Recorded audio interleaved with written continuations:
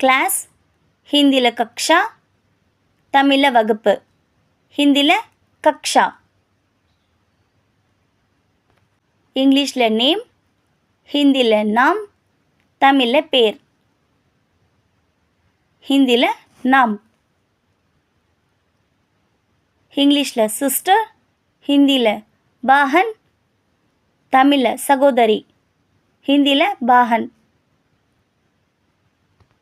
இங்கிலீஷில் பிரதர், ஹிந்தியில் பாய், தமிழில் சகோதரன். ஹிந்தியில் பாய். இங்கிலீஷில் மதர், ஹிந்தியில் மாதா, தமிழில் தாய். ஹிந்தியில் மாதா. இங்கிலீஷில் ஃபாதர், ஹிந்தியில் பிதா, தமிழில் தந்தை. ஹிந்தியில் பிதா.